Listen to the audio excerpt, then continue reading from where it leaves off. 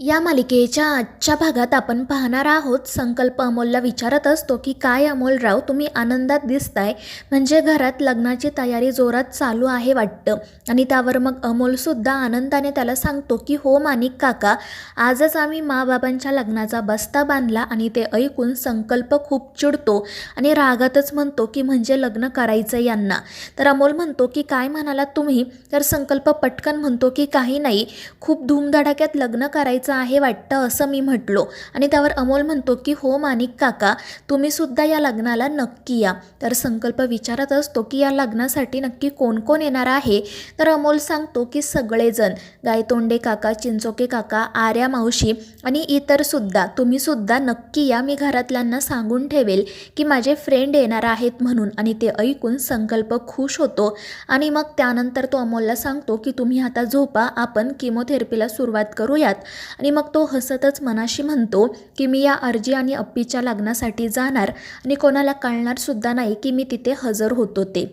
तर दुसरीकडे घरी बस्ता बांधण्याचा कार्यक्रम सुरू असतो. मोना, रुपाली त्यांना हव्या असणाऱ्या साड्या खरेदी करत असतात. सगळेच जण खूप आनंदात असतात. मग अपर्णा, अर्जुन आणि अमोलही त्या ठिकाणी येतात आणि ती सगळी तयारी बघून अमोल तर खूपच खुश होतो.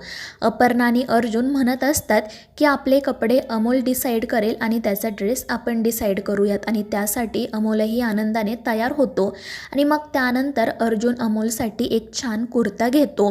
तर अमोलसुद्धा अपर्णासाठी एक छान साडी आणि अर्जुनसाठी एक छान कुर्ता सिलेक्ट करतो.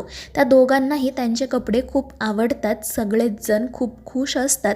आणि मग त्यानंतर तो कार्यक्रमसुद्धा आनंदाने पार पडतो. त्यानंतर मग बापू, कदम, दीपक हे गप्पा मारत उभे असतात. तितक्यात मोनासुद्धा त्या ठिकाणी येते. ते रोज नवनवीन पदार्थ बनवत असल्यामुळे बापू आणि कदम तर खूपच खुश असतात. दीपक मात्र फक्त तिची थट्टा मस्करी करत असतो आणि त्यामुळे मोना त्याला मारत असते. त्यानंतर मग अपर्णा आणि अर्जुन त्या ठिकाणी येतात. मात्र त्या दोघांचा चेहरा पडलेला असतो आणि ते बघून दीपक काय झाले ते विचारतो. तर अपर्णा म्हणत असते की आम्हाला तुमच्याशी महत्त्वाचं बोलायचं आहे. तर बापू म्हणतात की बोल ना, काय झालं आहे. आणि त्यावेळी अर्जुन म्हणतो की आज आमचं डॉक्टरांसोबत बोलणं झालं. डॉक्टरांनी सांगितलं आहे की आपल्याकडे सर्जरीशिवाय दुसरा कोणताही पर्याय नाही आहे. आणि ते ऐकून सर्वजण घाबरतात. तर अपर्णा डॉक्टरांचं बोलणं घरातल्यांना सांगते आणि म्हणते की आपल्याला लवकरात लवकर अमोलची सर्जरी करावी लागेल. यामध्ये खूप रिस्क आहे, मात्र अमोलच्या वाचण्याचे 5% चान्सेससुद्धा आहेत. आणि ते ऐकून घरातल्यांना तर काय बोलावं ते सुचत नाही. रुपाली रडतच म्हणत असते की अपर्णा, आपण अजून काही पर्याय आहे ते बघायचं का गं, कारण यामध्ये रिस्क आहे ना गं. तर अपर्णा म्हणत असते की हो ताई, तुमची काळजी मी समजू शकते, मात्र आपल्याकडे दुसरा कोणताही पर्याय नाही आहे. डॉक्टरांनी तर स्पष्टपणेच सांगितलं आहे की तुम्ही किमोथेरपीवर अवलंबून राहू नका, त्याने काही फरक पडणार नाही. आणि ते ऐकून मोना रडतच म्हणते की मला तर असं वाटलं होतं की यामुळे छोटे सरकार लवकर बरे होतील. मात्र त्यावेळी मग बापू आणि कदम सगळ्यांना धीर देत सावरत म्हणतात की तुम्ही असे खचून जाऊ नका. आपल्या अमोलला काही होणार नाही आणि डॉक्टरांनी सांगितलं आहे ना, तो पूर्णपणे बरं होण्याचे चान्सेससुद्धा आहेत. मग तो नक्की पूर्णपणे बरा होईल. तर अपर्णासुद्धा म्हणत असते की हो बापू, आपण कधीही कोणाचं वाईट केलं नाही, त्यामुळे देव आपलंसुद्धा वाईट करणार नाही. आपण सगळेजण अमोल सोबत राहूयात आणि त्याला आनंदात ठेवूयात. आणि त्यावर मग घरातील सगळेच जण हो म्हणतात आणि अमोलसाठी लग्नाचे पुढचे सगळे कार्यक्रम आनंदाने करायचं देखील ठरवतात. तर दुसरीकडे अमोल बाहेर बसलेला असतो आणि डायरी लिहित असतो. तितक्यात बापू, कदम त्या ठिकाणी येत त्याला काय करतोय असं विचारतात.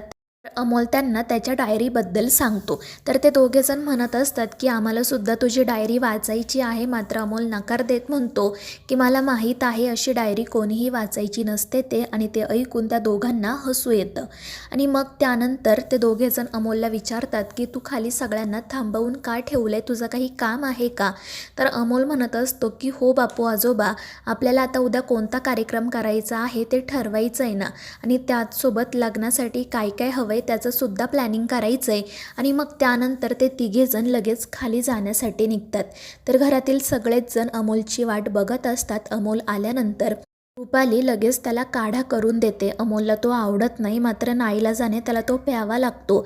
आणि मग त्यानंतर ते पुढच्या प्लॅनिंगला सुरुवात करतात. अमोल म्हणत असतो की आता आपण संगीताचा सुद्धा कार्यक्रम ठेवूयात, घरातील सगळ्यांचा छान छान डान्स बसवूयात. आणि ते ऐकून स्वप्नील म्हणतो की मग मी जातो, कारण मला तर अजिबात नाचता येत नाही. मात्र रुपाली हसतच म्हणते की अमोल, तुला माहिती आहे का, तुझे मोठे बाबा खूप छान डान्स करतात. आणि त्यामुळे अमोल म्हणतो की मग मोठे बाबा, तुम्हाला तर डान्स करायलाच हवा.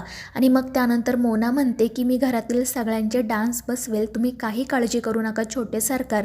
त्यामुळे अमोल खुश होत म्हणतो की ठीक आहे मोमा, मग आपल्या घरातील प्रत्येकाचा एक एक डान्स आणि मग त्यानंतर पूर्ण फॅमिलीचा डान्स असं आपण ठरवू. आणि त्यावर सगळेजण आनंदाने हो म्हणतात. मात्र अपर्णा आणि अर्जुन डान्स करतील की नाही याबद्दल सगळ्यांना शंका असते.